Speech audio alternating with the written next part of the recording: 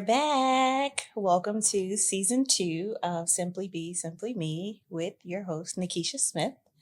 I'm excited to be back and excited to kick off this episode because the producers decided, hey, we are going to do a recap of season 1 on my thoughts and opinions of what it was like to actually shoot a podcast. So here we go. All right. You ready? I think so. Okay. So just going into the second season of the Simply Be, Simply Me podcast. How do you feel? Excited. A little bit of questioning. Do I want to do a season 2? Will it be a season 3? So those were my feelings and questions this morning to myself and God. Why the hesitation of a season 2 or season 3? It's a lot to shoot a podcast. It's not as easy as I think people believe it is. And I possibly make it look easy, but it's not easy. It's a lot. A lot of commitment, a lot of pushing through. You know, if dates are set, we have deadlines for certain things to get out. So regardless of what's going on in my day-to-day life, I have to make it work and I have to get it done. So that's why the hesitation. Okay. And so on the first episode, Doing It Fearfully, you spoke on some of that and what it took for you to get to the launching of Simply Be, Simply Me. Do you feel the podcast has pushed you to show up differently in other spaces? Ooh. The challenges that you went through, or even just the leap of faith of launching the podcast, has it pushed you to show up differently in other spaces? Yes, it has pushed me to show up differently in other spaces, but more so with myself. And what I mean by that is the process of shooting a podcast for the audience to kind of understand. We're shooting the episodes and all of the behind the scenes, and I don't see what it looks like until it's sent over to me. So I had it in my mind that I was going to get the video sent to me and automatically say, I'm not doing it. I'm going to cancel this. I don't want to put this out there because my hair may be out of place, or my makeup, might not be the greatest, or I don't like my outfit. So many different things I already put in my head for reasons why I knew I was not going to want to move forward once I saw the videos. And then I actually saw the videos and I was surprised because some of the videos, I didn't even realize that I said certain things. So I was like, wow, I don't even know what made me say that. And then when I looked through, I think the first 3 episodes in total, there were like 17 videos that I had to go through. And I watched all 17 by myself. And I ended up being in awe of myself because I felt like I didn't know the woman that I was watching on the television because I had it on my TV. And I feel like the podcast allowed me to see myself the way God sees me. I don't even know if I could how to explain that more, but I really was really in awe of the woman on the screen. I wanted to get to know her more. It was literally as if, hey, can you connect me with this woman on the screen? Because I want to meet her. I want to be her friend. I want to, present her with some questions and get to know her more. And when I finished the season 1, I realized that God allowed me to see myself, and I like what I see. It's not perfect, but I like what I see. Absolutely. And you say with that, seeing yourself the way God sees you. So with looking at that reflection through God's mirror, what do you feel that you've learned about yourself just going through this process, season 1, whether it's the preparation, whether it's some of the conversations, the people that you've met, the people that you've connected with through the podcast? What do you feel like the biggest thing you've learned about yourself? Two things. The first thing is that the woman that I now see, she was always there. And she was just, I don't know if she hid herself intentionally or maybe unintentionally, but she was always there. And now that she is deciding to fully stand out in her purpose and who God calls her to be, it reflects back to me. I know I'm speaking as if I don't about myself, but it reflects back to me just feeling and being more confident in myself, because I am confident in a lot of different areas of my life, but then there's other areas that I may have questioned, or I may have felt like, oh, I can't do this, but actually I can.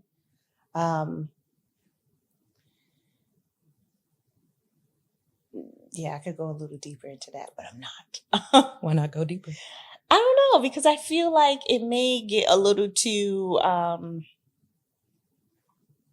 mushy, if that makes sense. And I don't know if I want to be mushy right now. You love mush, but I'll let you live this time. All right, I appreciate that. And the second thing would be, I realized that connecting with other people, it's something that it's more important than I thought we needed to. It's something more important needed in the community in general. Mm-hmm. And I know when I started the podcast, I said I wanted to just inspire maybe 1 or 50, whatever. But if I inspire one person, that's great.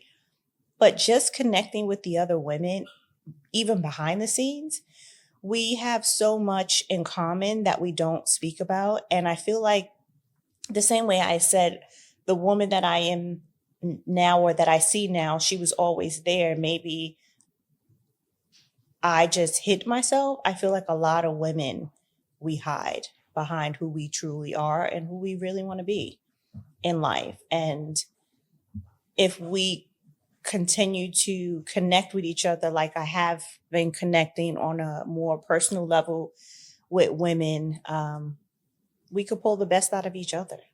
So those are the two things so far that I think I got from this. What has season 1, what was your favorite episode?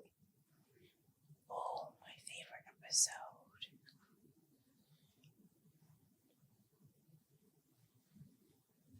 I have to just pick one? Mm-hmm. No, you can pick 2. Your 2 favorite episodes.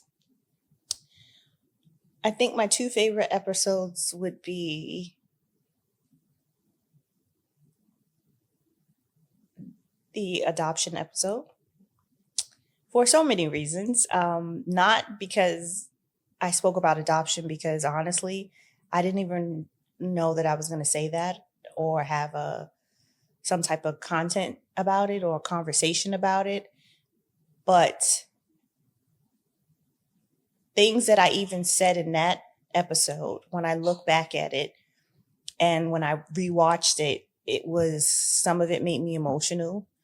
Because again, I didn't realize that I said a lot of things, because I don't know what happens when I start shooting. Sometimes I feel like something just happens. And after I'm done and I watch it, I don't realize, oh, I just shared that, or I just, became emotional about something that I didn't think I was going to become emotional about. But I realized for that episode, I loved the saying that I now go by of, I was just a broken little girl that God didn't take his hands off of. Mm-hmm.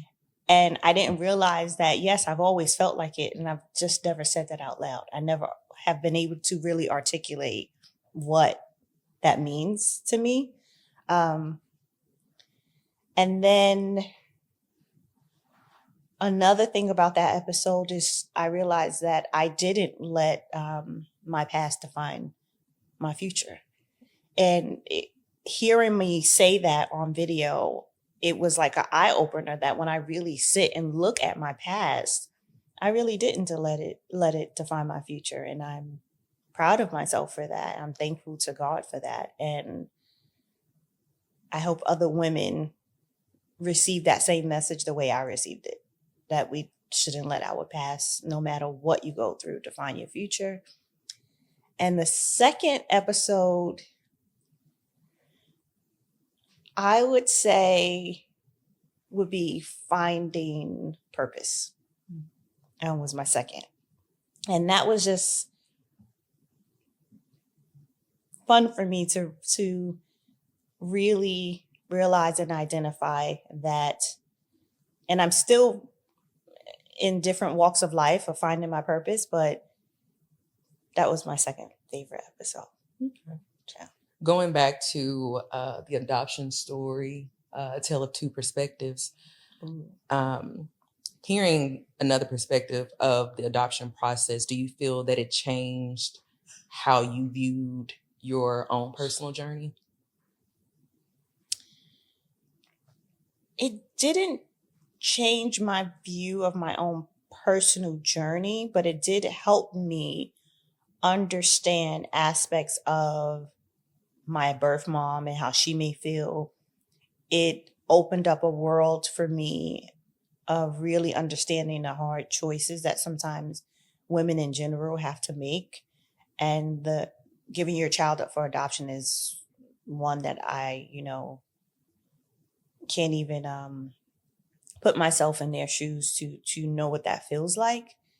But it was just eye opening for me. And even with that episode, I still feel like we just touched the surface of it, of the experience of what the mother feels like, what the child feels like, what the dad may feel like if they're a part of that process, what grandparents feel like the whole, it's just, I feel there's so many layers that we just touched the surface. But it definitely allowed me to just understand my birth mother more, her perspective.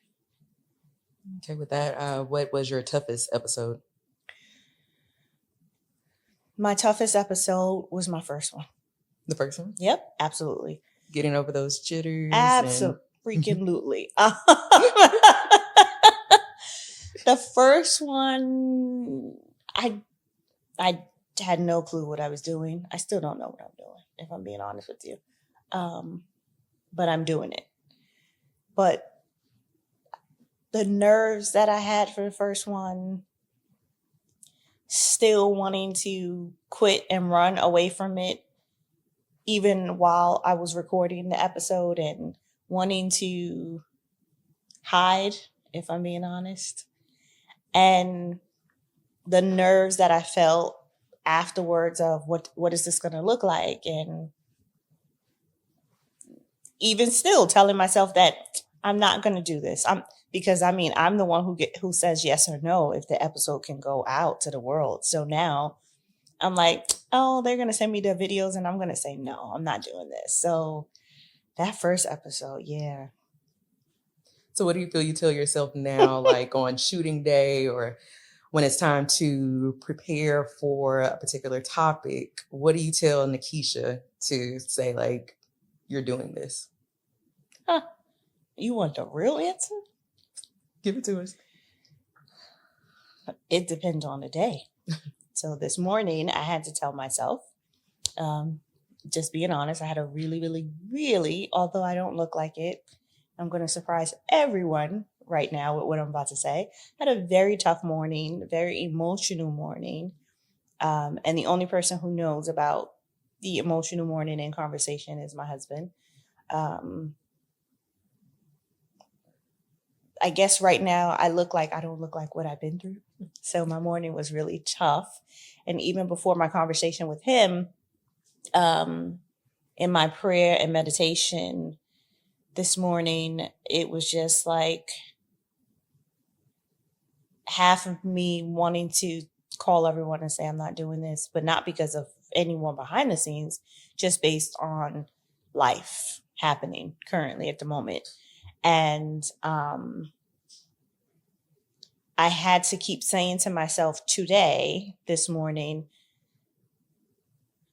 I won't allow the enemy to win, and I can't allow the enemy to win. Because I'm very well aware that when you are in a space and moving forward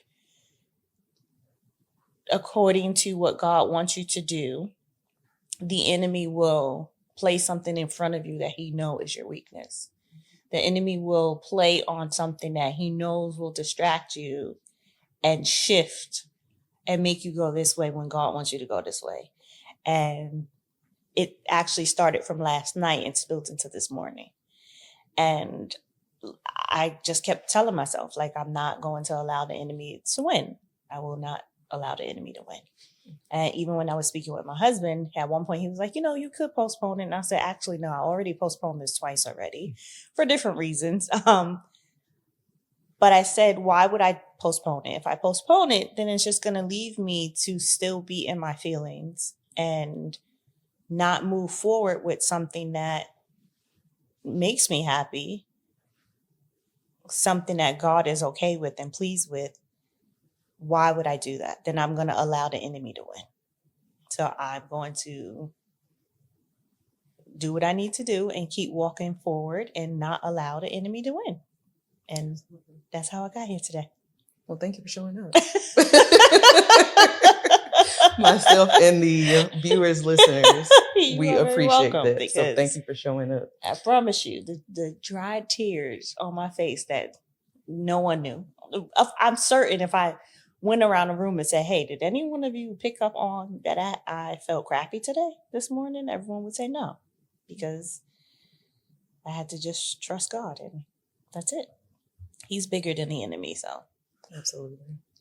You mentioned your husband knowing the emotional state that you were in this morning, and in the Nakeisha in the hot seat episode, we got to learn of you guys' first date. What would you say is your favorite quality about your husband? And then what would you say your husband is his favorite quality about you? Well, you may have to call him to find out what his favorite quality is about me, because I don't know if I can. We'll check it on a future episode to see if what you say he would say.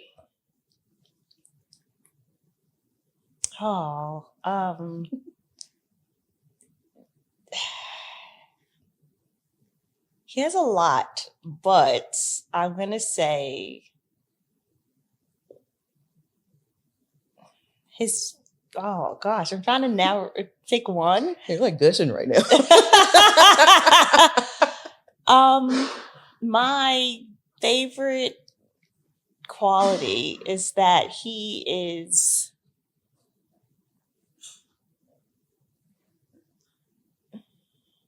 I would say, God is my protector and all of those things. But he is my protector as well. He doesn't like your earthly protector. Yes, there you go. I was trying to figure out the right word, but that's perfect. He's the earthly, because he doesn't like to see me in a space of not happy and sad, and so that's one of them. I have others, but of course. And what would he say, or what would he say is his favorite thing about you? Actually, this may be his favorite and also not his favorite thing about me, what I'm about to say.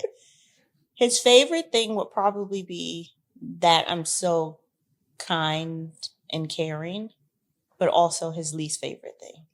Because there has been moments where he says, some days I just want to give you pieces of me so you can say what you want to say to people. But he knows I'm not going to ever say anything when someone has said something to me or tried me, because it happens often. And I lead with love and kindness. And he's like, sometimes you got to step out of that love. Just got to. And I'm going to need you to not be so kind. And he knows that I'm not going to ever do that. So I think, that would be his favorite thing, but also possibly some days his least favorite thing. That is interesting. So, I think. Now you're gonna make me ask him when this is over. yes, we'll have to go back and check to see what he says. So you are a few days shy now.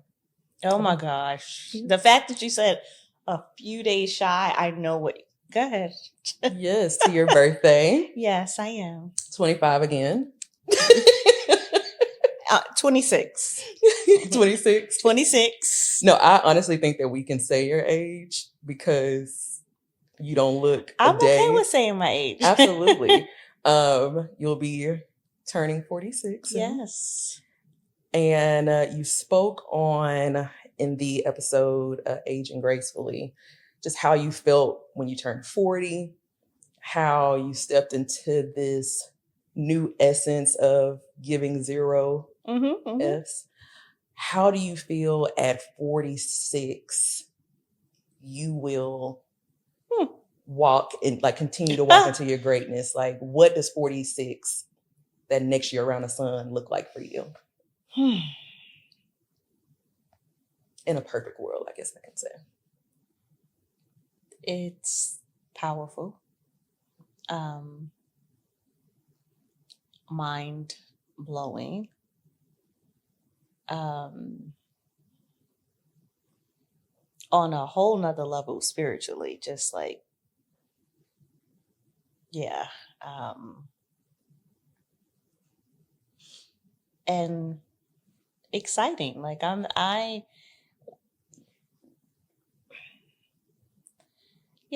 actually now embrace getting older, and it's not something that it makes me afraid or anything. And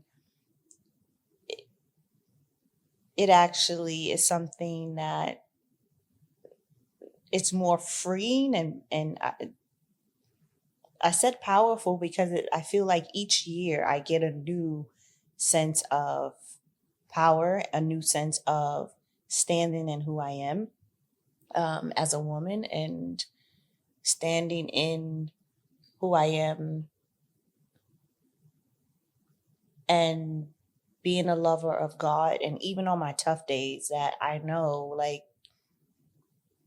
he got me, and as long as I stay trusting him, even in the midst of the good, the bad, and the ugly, yeah, the path that he has me on is so bright. You have to wear some shades, Mrs. Smith. Future's looking bright for you. I love that. It really, really is. And I'm only saying that because I know the things that I'm working on. I know other things that as long as I stay continuing to do what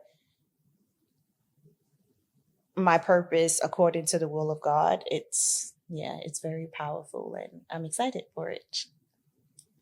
And I think I look amazing on top of that. So. You do. You are, as the title stated in the episode, aging gracefully for sure.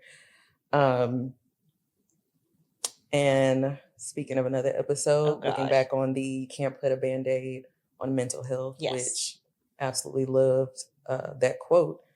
How do you feel that you've been prioritizing your mental health?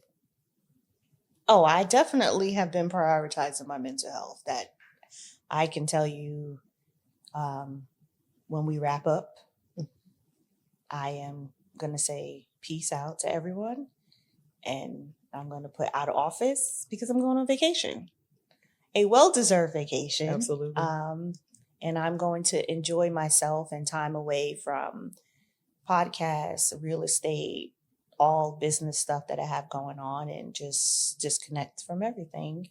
Mental health is important to me in general. So there's this preconceived notion about my life that people think that I work like 7 days a week and 14-hour days. No, usually I will have maybe 3 days that may be long. It could be an 8-hour day, a 12-hour day, maybe a 14-hour day.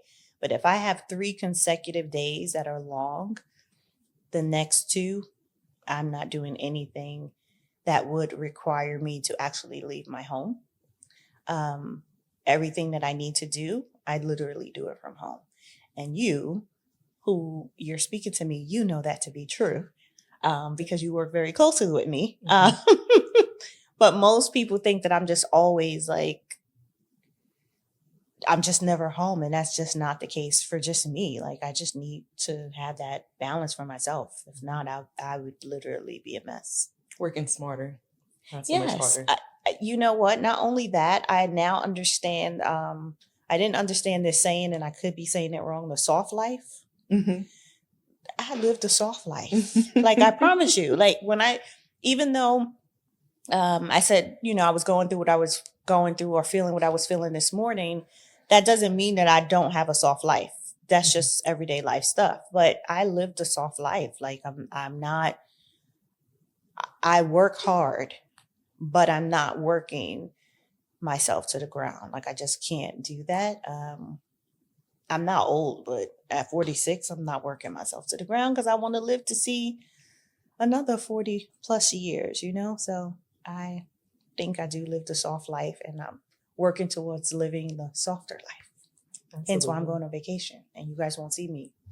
I may have everyone's numbers blocked because I'm not answering any calls. I was going to ask, is that a note for me to don't call me? I will call you. Yes, that part. Noted. Mm-hmm. Yep. Thank you. And sticking with this episode as well, I think this was one of the first episodes where you got a bit emotional. How did it feel for you? Because vulnerability can be tough for some people. How did you feel in that moment of basically showcasing your vulnerability for the world to see? Well, honestly, some of the moments I didn't realize they were happening until I saw them on television. Like when I was watching back the videos on my TV. So some of them, it just happened and I really didn't know. And then some of them, I didn't like the way it felt. If I'm just being 1,000% honest, I didn't. The ones that I was really aware of was happening, I know I didn't like the way I was feeling. Because in my mind, I'm thinking about sharing my vulnerability and getting emotional with the world, and the world being at times judgmental, thoughts and opinions of others, also behind the scenes being vain and wondering if I now have the ugly cry because I'm being vulnerable. But I didn't like it because I was feeling it. I didn't like it in that moment. But I'm happy that I don't regret it, and I allowed it to still go out there, because again, I could easily say, hey, no, I don't want this to air. But if I say no to those things, then that means I'm not being authentic to what I want this podcast to be, authentic to myself, and authentic to allow others to show their vulnerability, whether it's something that's positive or not positive.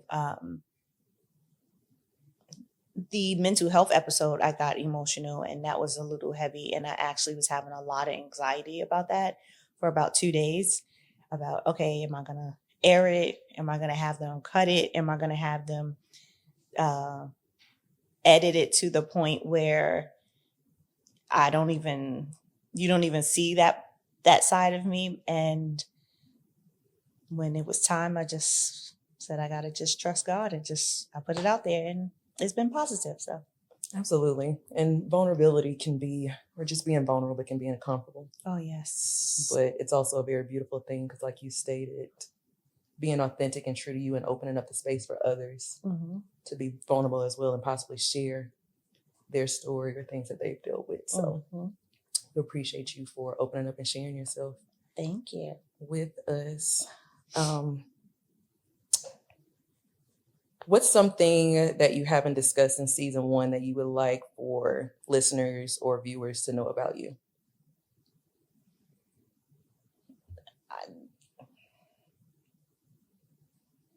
I don't know if I would like them to know about me. I can share some fun facts about me that I don't know if people know about me, or I promise you, sometimes I don't even know what I said, so I may have shared it and just don't remember. Fun fact, went to college, got my college degree in 3 years versus 4, because I just didn't want to be in school. And I went to the counselor and said, so I was just in school for 12 years in high school, and I have no intentions of giving you 4 more years of my life. So how can we fast track I was this? going to say that. How can we And, fast track this and process? that's what, and they said, okay. And the fast track was insane. I was doing my college classes during the week, and on the weekends they had courses, but you would it was like an 8-hour day, Saturday and Sunday. And it was at a location. I mean, I lived in New York, so it was at a location in the Bronx, and I lived in Brooklyn, and I had to be there at the crack of dawn. And that's Brooklyn and the Bronx it's far from each other. But I did it because I needed to fast track 4 years into 3. So that's one thing. I don't like flying at all.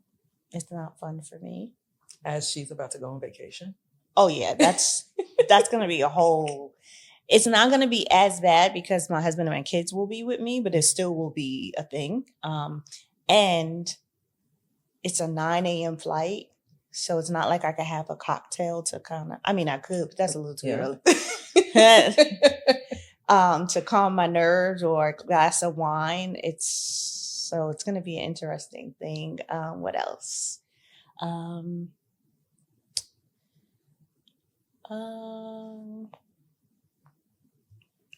don't know. I think that's it. I think I've given everyone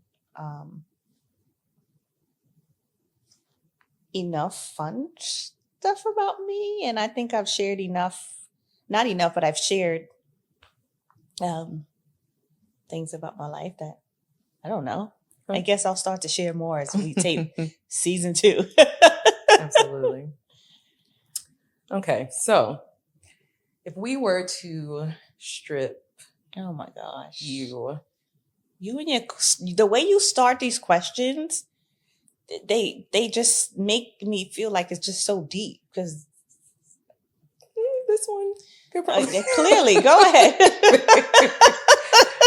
So if we strip you of, let's say, titles, okay, Nakeisha the mom, Nakeisha the wife, Nakeisha the entrepreneur, the realtor, we strip you of those titles. Ooh. Who is Nakeisha?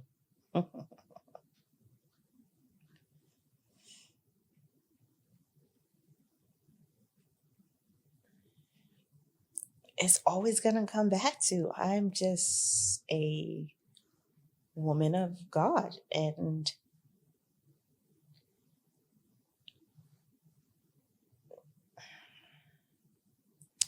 yeah, I fully know who I am when I am firm and standing tall, knowing that God is front, back, left, right, underneath my feet, above my head. I just stand very tall, and there's nothing that anyone or anything that can move me or shake me from me being a woman of God. Yeah, I don't know if that's enough for people, but I feel like God is the most powerful thing you can be connected to in both worlds. And when I say both worlds, I mean earthly and spiritual world. And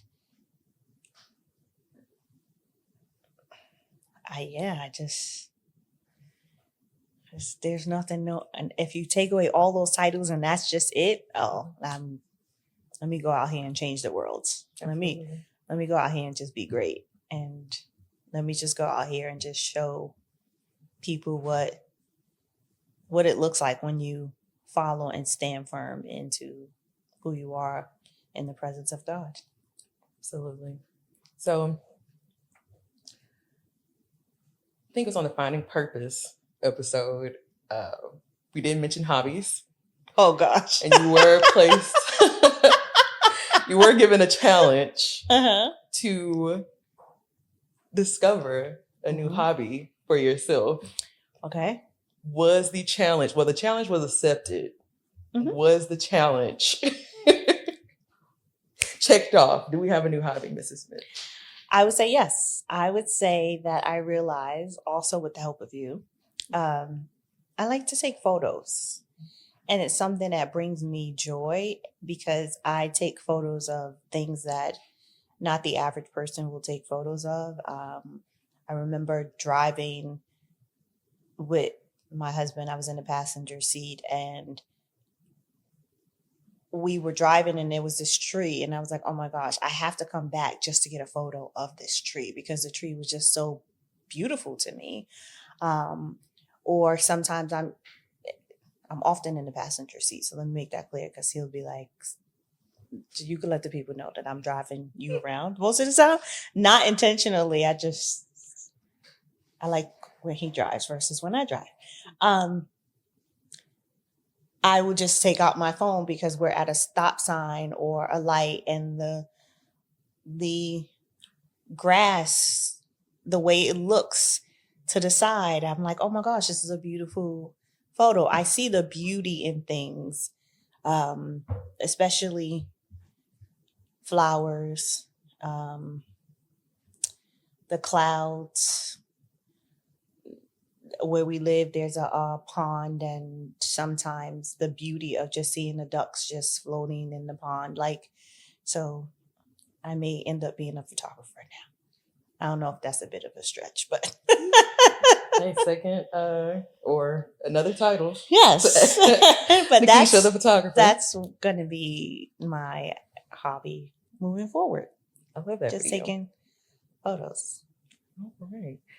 So what's in store for season 2? What do you have for us this season? What are you looking forward to the most?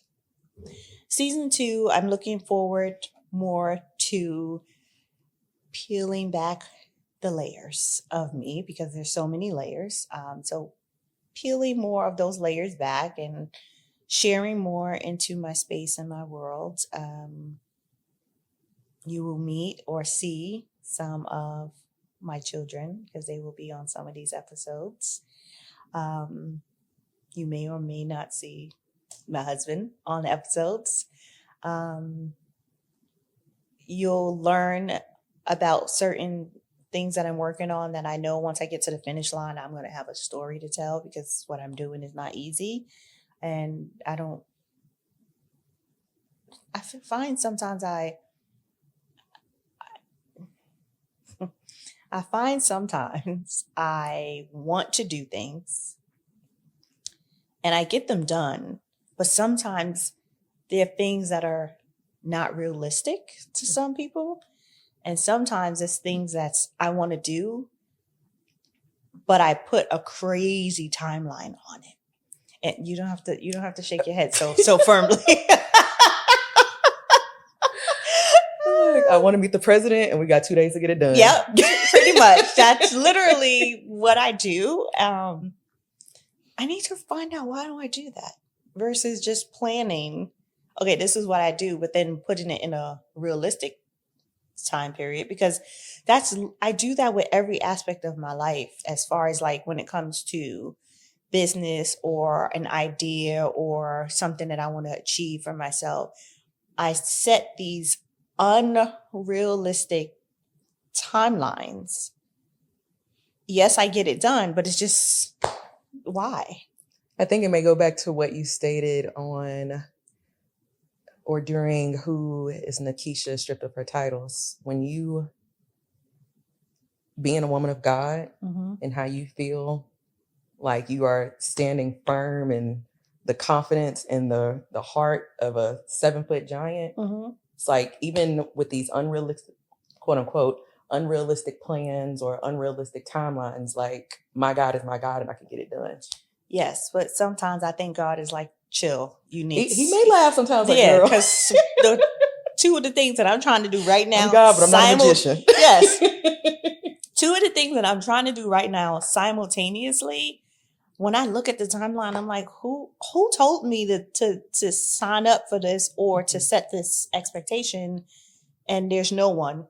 When I look around, there's no one. And I tell my husband, and I know for sure, which I need to find out from him. Does he laugh at me sometimes when I'm like, so babes, I'm going to do blah, blah, blah, blah, blah, or I'm thinking about blah, blah, blah, blah, blah, or babes, imagine blah, blah, blah, blah, blah, all day, every day, all day, every day. So you will see more of me telling you I achieved, but nearly lost my life in the process. In the process, things that I am currently working on, but getting to the finish line of those things, it makes me beyond excited to get to the finish line of the things that I'm working on now. And I think also too, when you set those goals and you actually conquer them, it's like, well, maybe my plans or my ideas or the things that I want to get done aren't so unrealistic because I've done it before. This is true, but I feel like there's something at some point where God is like, again, chill. Child. My child. You could set a realistic timeline for this one. It doesn't have to be, like you said, I will call you and say, so I want to meet the president. And today is Thursday? Is it Thursday? Honestly, with you, it would say, I want to meet the president and can we get it done by 8 tonight? Am I that bad? Sometimes. Sometimes. Kip, do you think we can get it done? Okay. That would be true, I guess. Yeah. I'm sorry. I'm sorry. Look, a task for 46. You know what? I wouldn't even put that on your task list. You keep being amazingly you, because like I said, the goals that you set for yourself and the things that you do set out to do, you get them done. So you just reminded me of a time where we were shooting an episode. I don't remember what episode, and I wanted to do something, and we were trying to figure out how to get it done right before we were taping. And Mr. KG over here turned to me and said, "Well, we could not." You remember that? He said, "Oh, we could not." And I'm realizing now he's probably said, "Well, we could not," because it was just one of my unrealistic, crazy timelines that I just realized, and maybe I do need to work on this. I don't just put it on myself because I have the team behind me. I put those unrealistic sometimes expectations on you guys. But I have to say, you guys have always delivered. There has not been a time where I set unrealistic expectations and it hasn't worked out. But now that I'm saying it out loud, I don't know if you didn't sleep for 5 days. I don't know if you didn't eat. I don't know if you had to travel. I haven't seen my family in months. Like when I think about, I don't know that. So I apologize to everyone, but I'm going to assume, and hopefully, because I'm actually going to switch this over to you guys, because I have some questions for you guys, but I'm going to let you, get done with your questions for me. But I apologize to you all. And it's not just the people in this room. It's even people outside of this room. that are like, I need to call as soon as I leave. So say, I'm sorry. Yes. But I'm gonna wait until it's to my questions for you guys. So go ahead. But no, that was actually all that I had for you. Okay. So now I have questions for all of you, because clearly if I set these unrealistic expectations, I'm assuming that you guys like working with me because you keep coming back. No one has quit. Or we're just crazy. Yeah. Or it could be crazy. So I'm just curious. So I will start with, I'm going to save you for last. I'll start with you, KG. What is it like working with me and working with, doing a podcast and all that fun stuff? And you could be honest. Oh gosh. He moving the mic like, let me get close. How long do y'all have? Wait.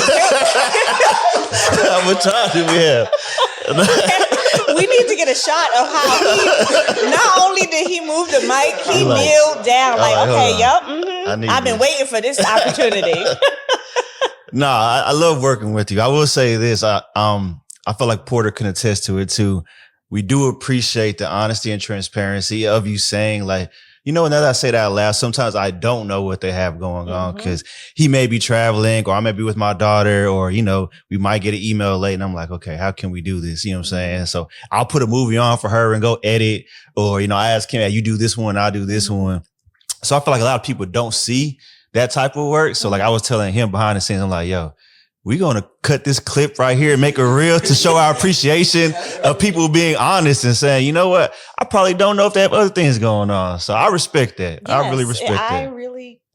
I apologize. I owe you all dinner, possibly vacations.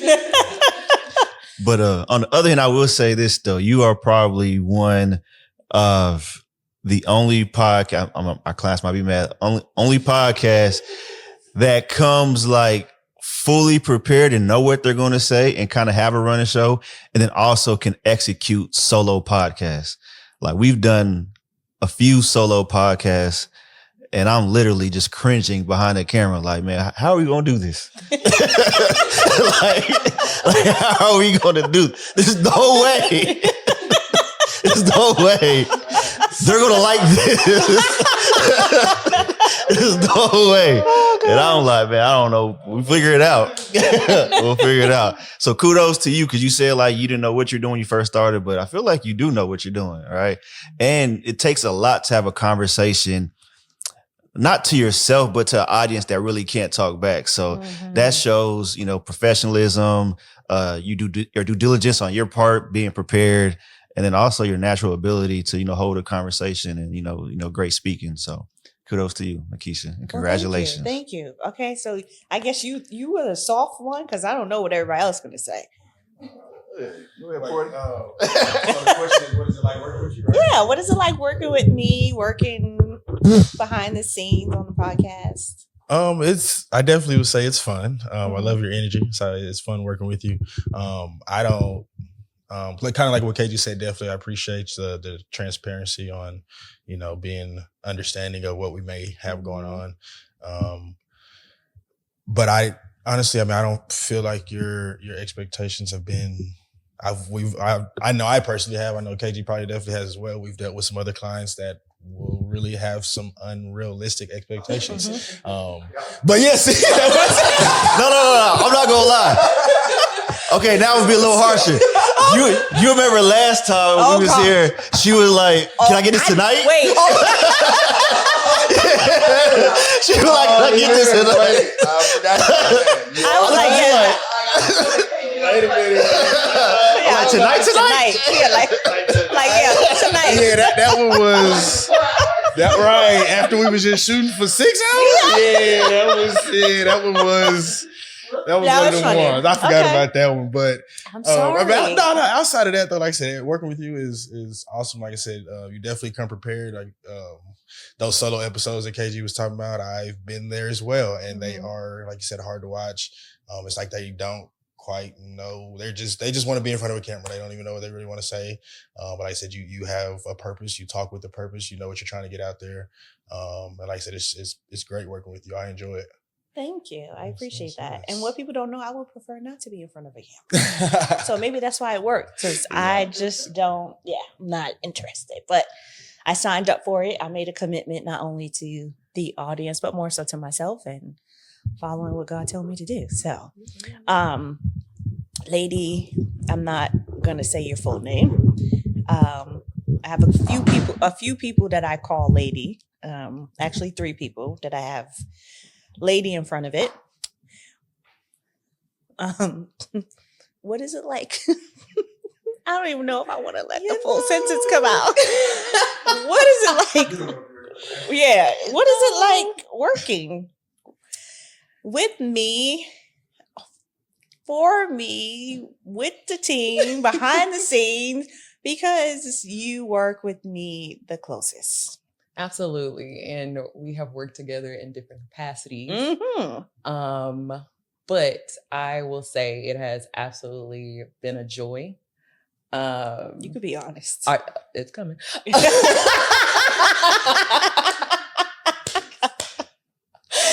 Are there times when I will get a message or a call and I am like, this woman?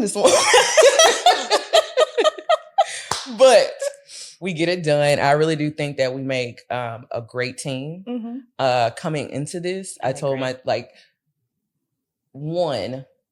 it allows me to tap into my creative side and left side brain, my creative side. But I told myself that even with this and the things that you wanted to do, that I wouldn't be like a yes man for you. And so there are some times when you'll pitch something and I'm like, but you'll come back and say, you were mean to me.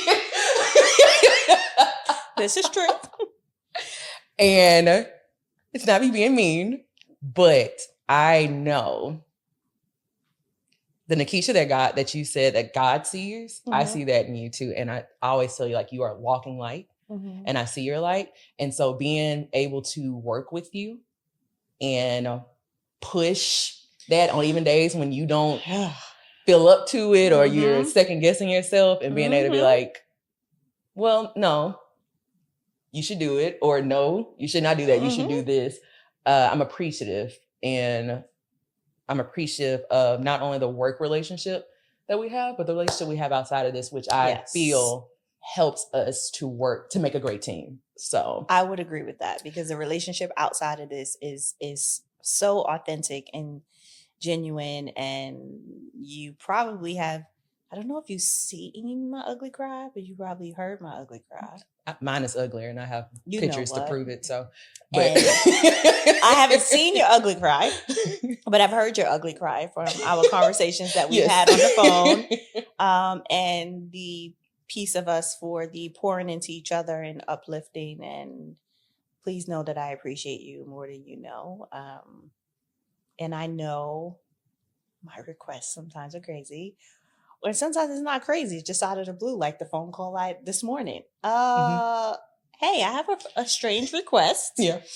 And I told you what the request was, and you were like, okay. But guess what? She got it done. You get it done. Because there was no one else I can call with this. And so the request may be crazy, but like you say, we get it done. And I mean, I did discover a gray hair here, and I named her Nakeisha. You know what? So see, y'all gonna stop. We're not gonna have a season 3 because the audience gonna cancel me and be like, she mean, she be working these people to death. No, you really aren't. Kind of like what they stated too. Like, some of the requests aren't just unrealistic. It's just like, okay. Other than the time I was like, tonight, basically. But that's when we said, we're like, well, no, that's not gonna happen. Yeah, because when you guys tell me, well, no, or when KG was like, or we could not, I didn't take it in a negative way. I'm like, okay, I could wait a day or two. You know, I think we all make a good team together, and Absolutely. we all work well together. And I like that we laugh a lot. Which is important for me, because I can't be around or work with people that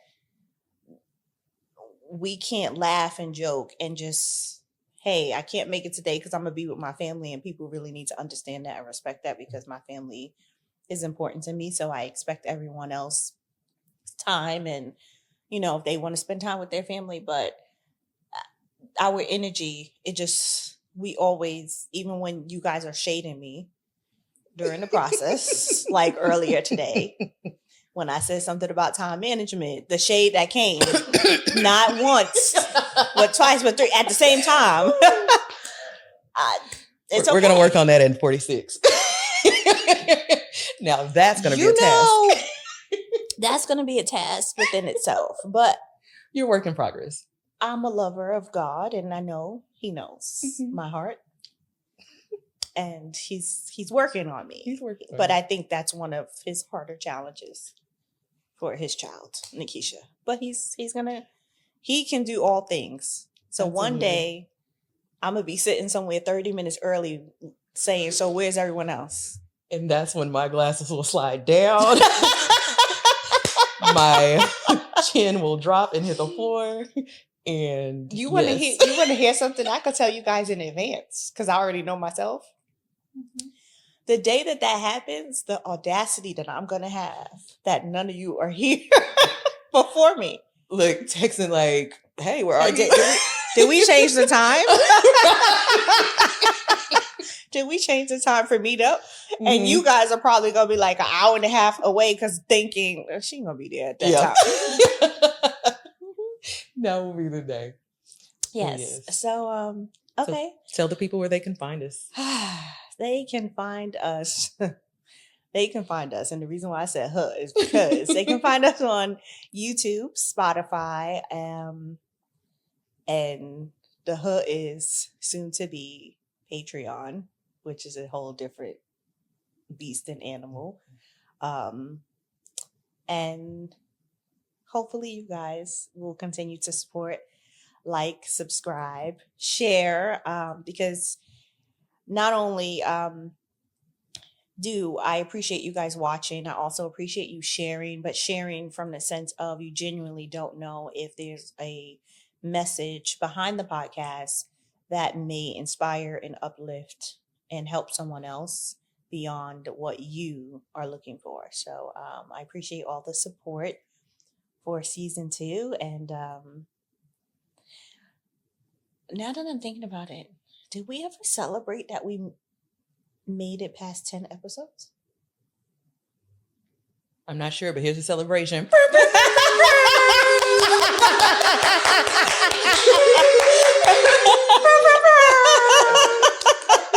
Not the sound effects with your mouth. Yes. So here's to season 2. I'm excited. And I thank you all again, not just the audience, but all of the people behind the scenes, because I couldn't do it without you, my family, support, love, and prayers. So thank you all. And I will see you guys next episode. So don't forget to like, subscribe, and share YouTube, Spotify, and soon Patreon.